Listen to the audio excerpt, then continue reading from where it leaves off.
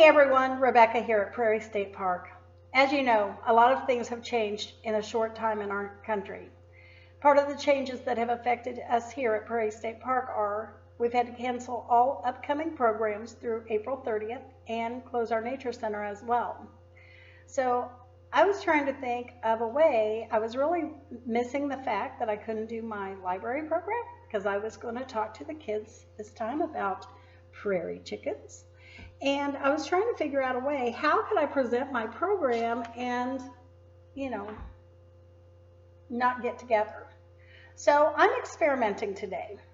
I'm going to go ahead. My plan is to do this in two parts. In the first part, I'm going to read for you the story that I was going to read at the library this time.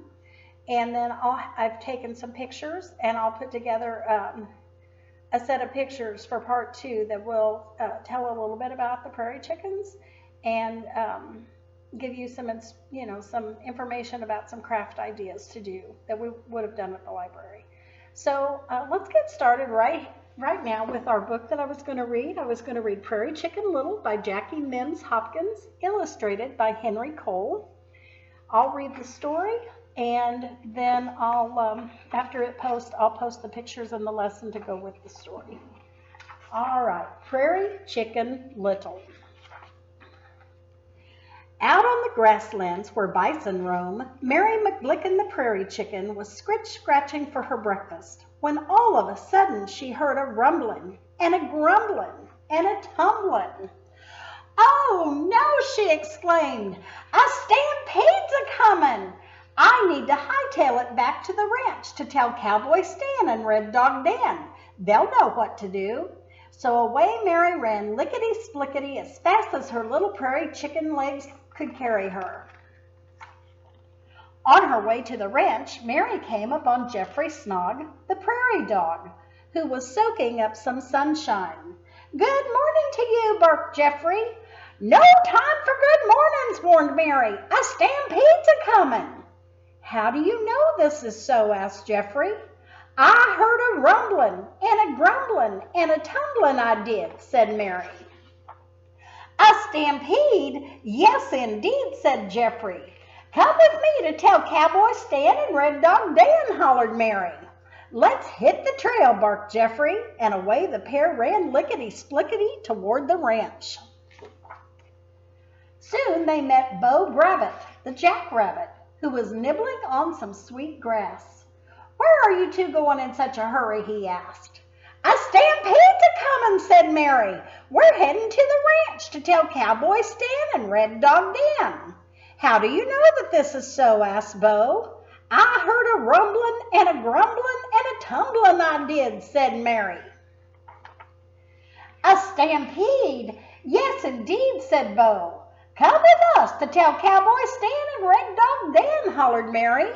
"Let's hop to it then," said Bo, and they lit off across the prairie lickety-splickety toward the ranch. Before long, the trio came across June Spark, the meadowlark, who was building her nest in the tall prairie grass. "What's going on?" asked June. "A stampede's a-comin'," chorused the trio. "How do you know that this is so?" asked June. "I heard a rumbling and a grumbling and a tumbling, I did," said Mary.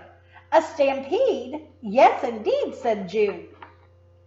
"Come with us to tell Cowboy Stan and Red Dog Dan," hollered Mary. "What are we waiting for?" chirped June, and away they all flew, lickety-splickety toward the ranch. It wasn't long before Slim Brody, the sly coyote, spotted them making their way across the prairie. "Well, hello there, my fine, feathered, and furry friends. What's the big rush?" "A stampede's a-comin'. We're headed to the ranch to tell Cowboy Stan and Red Dog Dan," said Mary.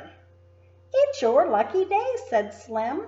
"I just happen to know a shortcut." He had no intention of taking them to the ranch. Instead, he led them across the plain, over a hill, through a pass, around a bend, and down a gully to the entrance of his den. "What's this?" squawked Mary. This, snarled Slim, is the passage to the shortcut. He flashed a toothy smile and closed in on Mary McBlicken and the others. The fine feathered and furry friends all started clucking and barking and thumping and chirping as loud as they could.